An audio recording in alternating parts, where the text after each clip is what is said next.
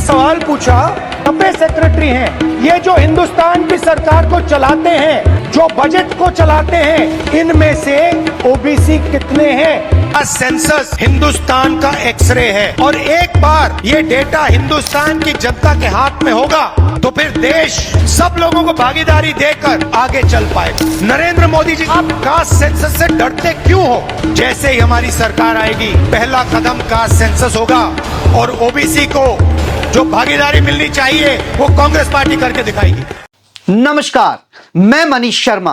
जब देश में ओबीसी राजनीति का तड़का जोरों पर है, जिसे हम सोशल इंजीनियरिंग भी कह सकते हैं, जो भारतीय जनता पार्टी कर रही है। राहुल गांधी ओबीसी तो नहीं है, लेकिन गैर ओबीसी नेता भारत में सबसे विशाल समूह में अपनी दावेदारी क्या मजबूत कर सकता है? मगर इसी सेगमेंट के सबसे बड़े दावेदार प्रधानमंत्री नरेंद्र मोदी हैं। इस बात से भी इनकार नहीं कर सकते। ओबीसी आरक्षण की व्यवस्था भी भाजपा सरकार ने की है। कांग्रेस ने ओबीसी को क्या दिया? सिर्फ धोखा और गाली। मुझे भी नहीं छोड़ा। जब मैं 2013-14 में चुनाव के मैदान में आया तो मुझे गाली इसलिए देते थे कि मैं ओबीसी समाज से आता था।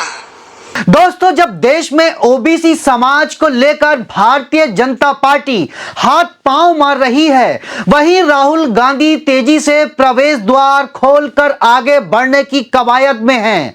इस वक्त बाबा रामदेव ओबीसी समाज पर अपने एक बयान को लेकर घिर गए हैं।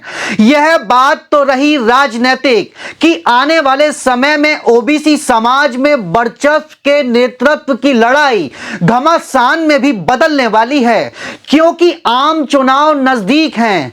मगर ओबीसी समाज को लेकर बाबा रामदेव चौतरफा घिर गए हैं। ओबीसी कराए ऐसी तैसी, यह बात बाबा रामदेव ने कही। बाबा रामदेव का यह बयान सोशल मीडिया पर खूब वायरल हो रहा है, जिसमें वह कह रहे हैं, हाँ बोलो बाबा जी, आप तो ओबीसी हो, ओबीसी वाले ऐसी तैसी कराए कि मेरा मूल गोत्र ब्रह्म गोत्र है। मैं द्विवेदी ब्राह्मण हूं, त्रिवेदी ब्राह्मण हूं, मैं चतुर्वेदी हूं। मैंने चारों वेदों की पढ़ाई की है। लोग कहते हैं बाबा आप ओबीसी हो। अरे ओबीसी कराए ऐसी तैसी। मूल गोत्र है ब्रह्म गोत्र और मैं हूं अग्निहोत्री। अग्निहोत्री ब्राह्मण हूं। मैं हूं अग्निहोत्री ब्राह्मण, मैं हूं वेदी ब्राह्मण, मैं हूं द्विवेदी ब्राह्मण, मैं हूं त्रिवेदी ब्राह्मण और मैं हूं चतुर्वेदी ब्राह्मण। 4 वेद मैंने पढ़े। ओबीसी वाले ऐसी तैसी कराए। बाबा रामदेव का यह बयान वायरल होने के बाद चारों ओर बाबा की आलोचना शुरू हो गई। सिर्फ बाबा रामदेव का बायकाट ही नहीं, बल्कि पतंजलि के तमाम प्रोडक्टों का भी बायकाट शुरू हो गया।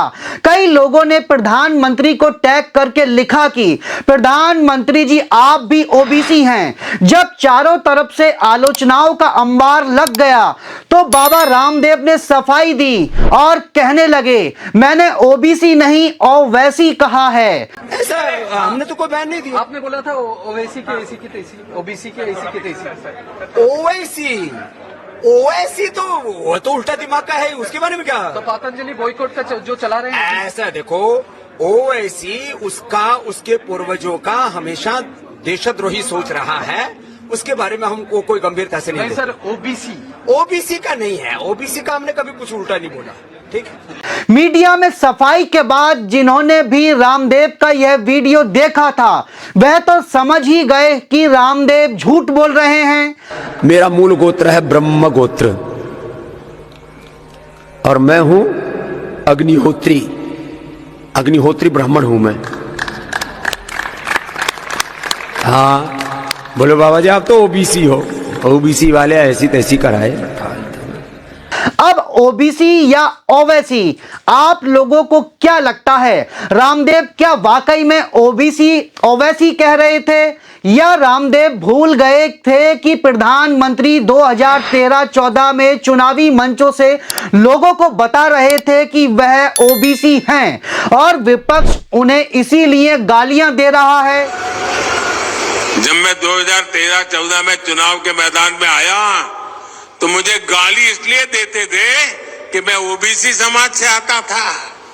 शायद देर से ही सही, बाबा रामदेव को प्रधानमंत्री ओबीसी हैं याद आ गया होगा, और जब मीडिया ने तपाक से बाबा रामदेव को घेरा तो उन्होंने कह दिया मैंने ओबीसी नहीं ओवैसी बोला था। दोस्तों, इस वीडियो में इतना ही। अपनी राय हमें आप कमेंट्स बॉक्स में जरूर बताएं और इसी तरह की खबरों में बने रहने के लिए चैनल को सब्सक्राइब करें और बेल आइकन दबाना न भूलें। और मुझे मनीष शर्मा को दीजिए इजाजत। नमस्कार, जय हिंद, जय भारत।